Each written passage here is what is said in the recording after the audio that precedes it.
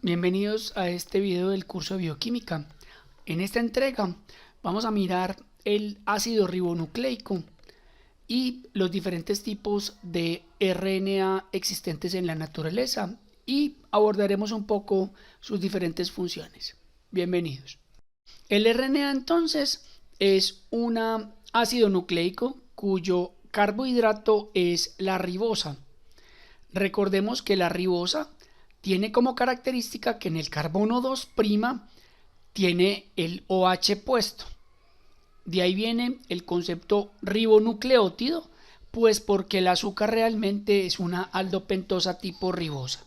Las bases nitrogenadas entonces se reemplaza la timina por el uracilo.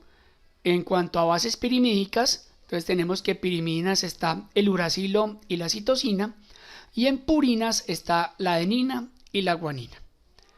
Entonces los nucleótidos que componen el RNA, entonces para que tengamos en contexto, son bases nitrogenadas uracilo y citosina, adenina y guanina. El azúcar es la ribosa y obviamente pues va a tener el fosfato en el carbono 5'. Ahí estaría entonces la diferencia entre DNA y RNA. La otra diferencia radica que el RNA es una cadena única, o sea que es monocatenaria, solamente se hace una sola hebra.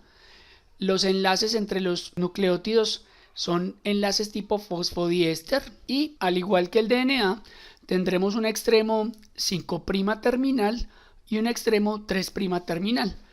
En el 5' estará el fosfato y en el 3' un alcohol terminal. Estas hebras monocatenarias pues podrán plegarse, pero siempre será una sola hebra. Ellas se pueden plegar, formar puentes de hidrógeno al interior de la molécula intramoleculares, y obviamente eso lo vamos a ver a continuación cuando veamos los diferentes tipos de RNA presentes en la naturaleza. Veamos aquí entonces un modelo computarizado de una hebra de RNA. Vemos entonces las bases nitrogenadas alineadas de manera escalonada. Vemos que el RNA es una monocadena, es monocatenario, como ya les he dicho, pero es muy interesante, y eso quiero mostrarles, es que ella también se pliega, tiene la capacidad de plegarse y formar surcos, obviamente no tan marcados como los del DNA. Les voy a mostrar aquí la estructura realmente química para que tengamos un contexto un poquito de esta molécula. Y vemos como aquí sí se ve muy bueno la estructura, y es como vemos esos enlaces fosfodiéster.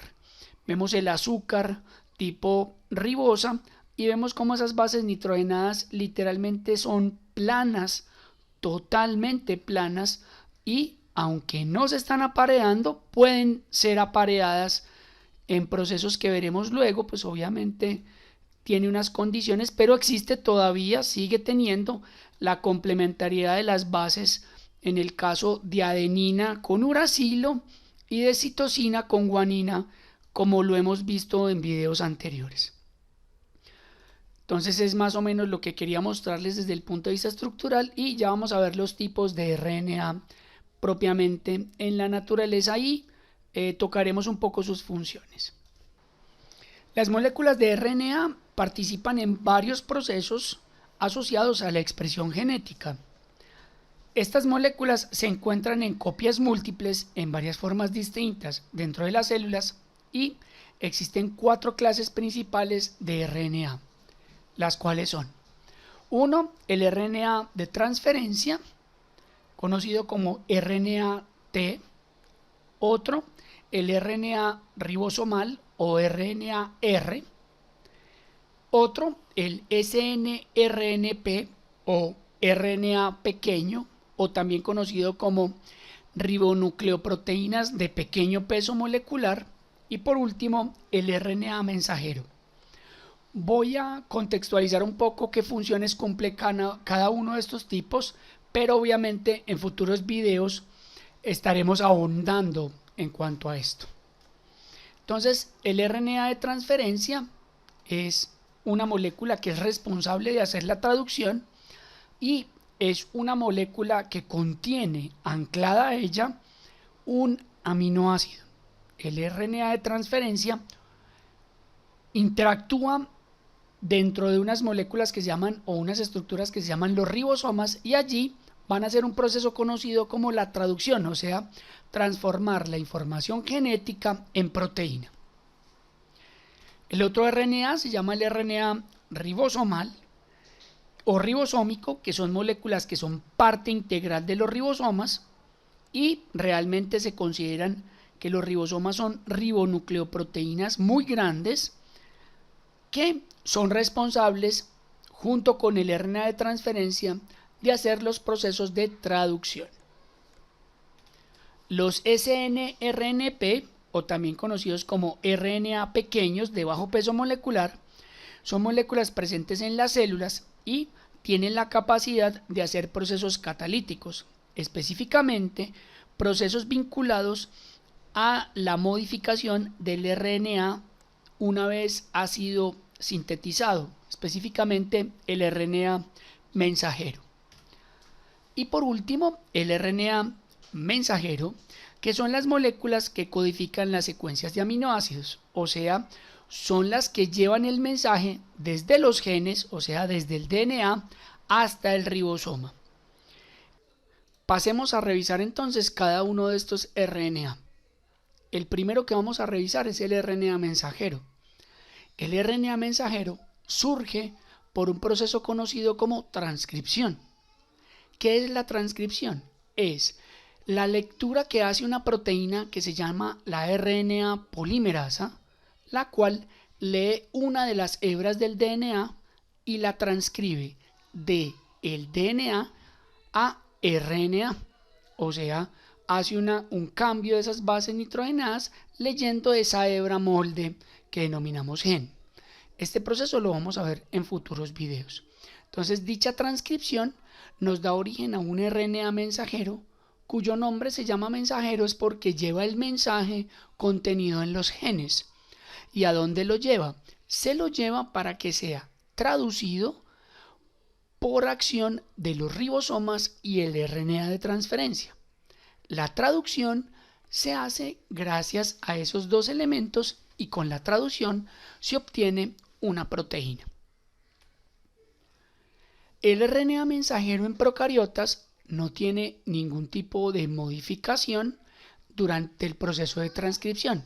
Quiere decir que tiene un extremo 5' con sus fosfatos y un extremo 3' con su hidroxilo. Ahora bien, se dice que los procariotas son policistriónicos. ¿Eso qué significa? Significa que la información contenida en un RNA mensajero traduce varias proteínas que están vinculadas entre sí desde el punto de vista funcional.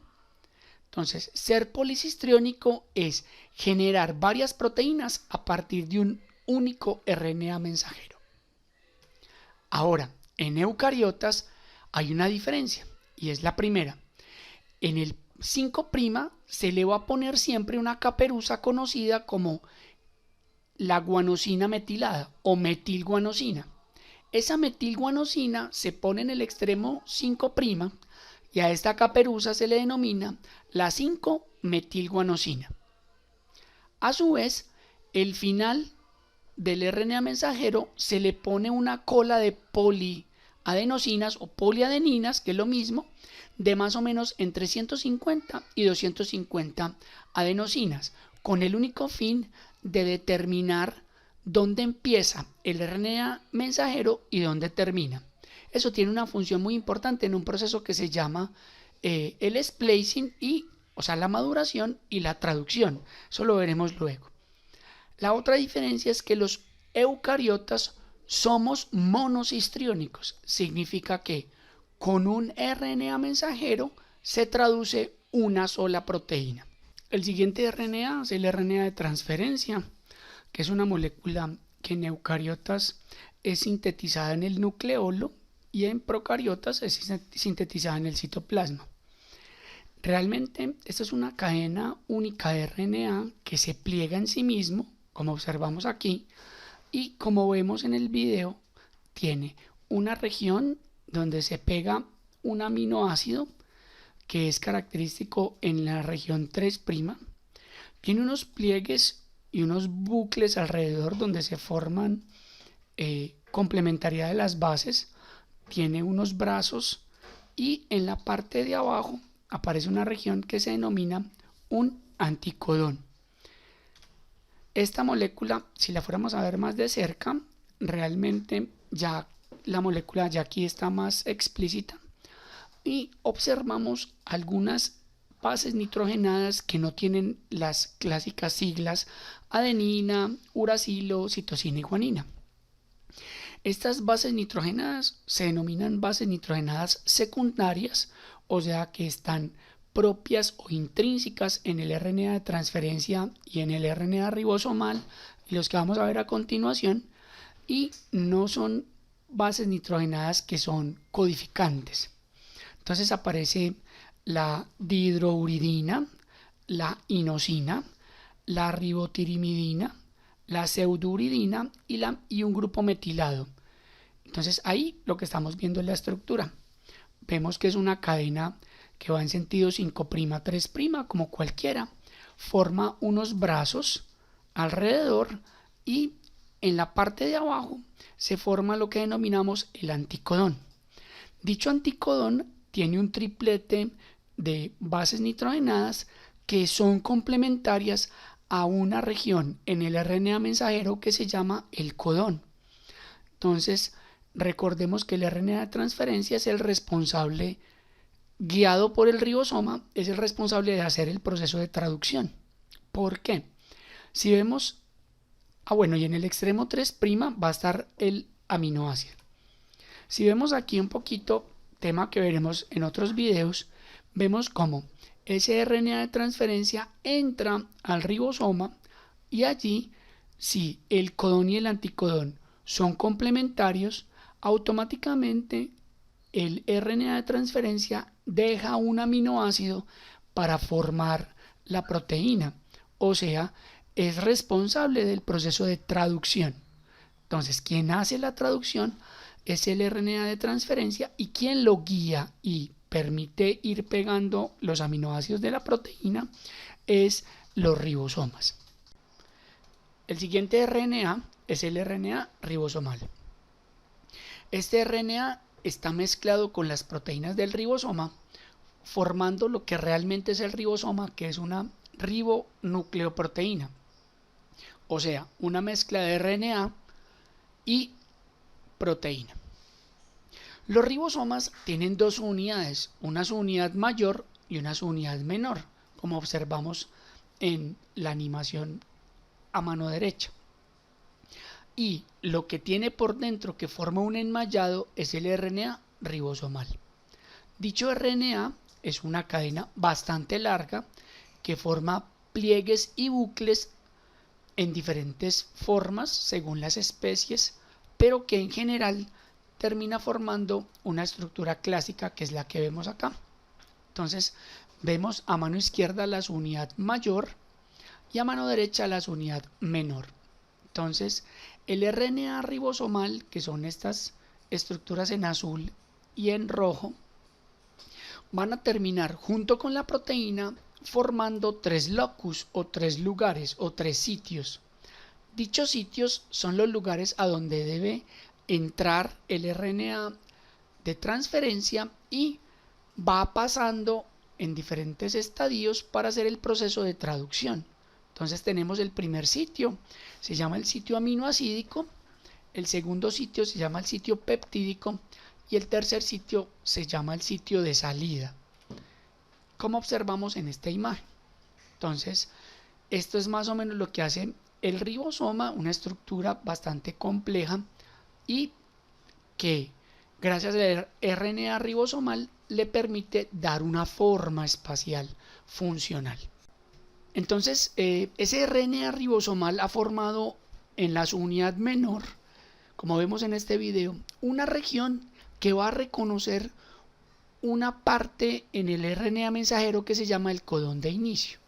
Entonces miren que ahí la subunidad menor se agarra.